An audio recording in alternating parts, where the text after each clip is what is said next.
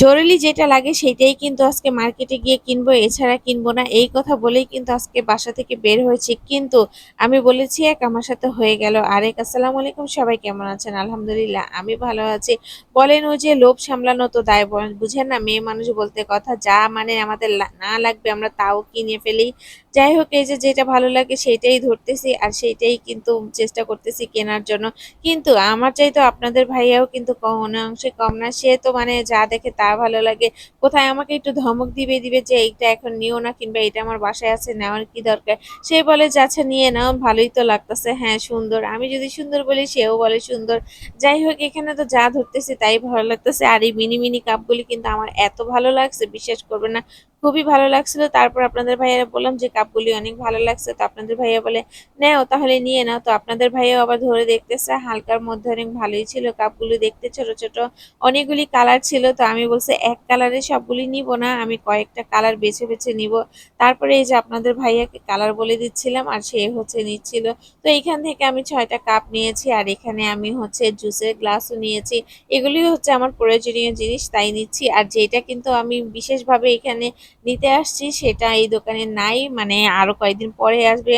আর তার জন্য আর কি কেনা হলো না। তো আপনাদের ভাইয়া বললো যে একটা কিনতে পারো না, এতে কি হয়েছে, আর যা পছন্দ হয় তা কিনে নাও। কোথায় আমাকে একটু ধমক টমক দিবে যে না নিও না, এটা নিতে পারবা না, আমি টাকা দিতে পারবো না, সে এগুলি বলবে না। সে বলবে আচ্ছা ঠিক আছে, পছন্দ হইলে নিয়ে নাও।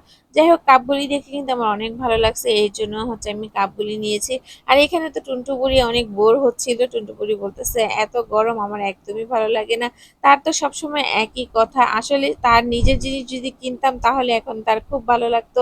এই যে দেখেন মাশাআল্লাহ, আপনাদের ভাইয়ের হাত ভরে গেছে কেনাকাটা করতে করতে। তো এইখানে আপনাদের ভাইও বলতেছে আচ্ছা ঠিক আছে, এই জুসের গ্লাসগুলি অনেক সুন্দর, এই জুসের গ্লাসগুলি নিয়ে নাও।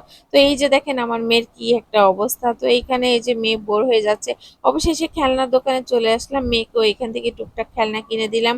তো আমার মেয়ে তো খেলনার অভাব নেই বাসার মধ্যে, আমি অনেক খেলনা দিয়ে দেই টুনটু পরি, কারণ এত খেলনা দিয়ে কি করব।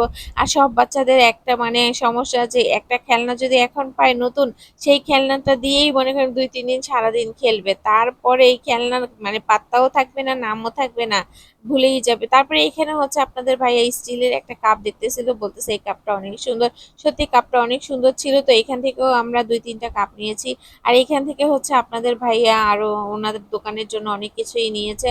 তো এই আঙ্কেলটা সবসময় আমাদেরকে হেল্প করে, এগিয়ে দেয়। তো এখান থেকেও আমরা অনেক কেনাকাটা করেছি। তো এখন হচ্ছে বাসায় চলে যাব। আর বাসায় যাওয়ার আগে আমরা এই জিনিসপত্রগুলি হচ্ছে দোকানে রেখে গিয়েছিলাম।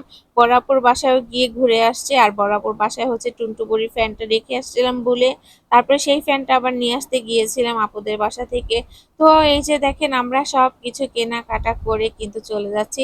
আসলে আমরা মানুষেরা কিন্তু পরিকল্পনা করি এক, আর হয়ে যায় আরেক। কিন্তু সবচাইতে বড় পরিকল্পনাকারী তো আমাদের মহান উপর আল্লাহ, তাই না বলেন? আমাদের উপর আল্লাহর উপরে তো কেউ আমরা পরিকল্পনা করতে পারি না, কারণ মহান উপর আল্লাহ হচ্ছে উত্তম পরিকল্পনাকারী। তো আজকের ভিডিও এই পর্যন্ত। সব ভালো থাকবেন, সুস্থ থাকবেন, আমাদের জন্য দোয়া করবেন। আল্লাহ হাফেজ, আসসালামু আলাইকুম।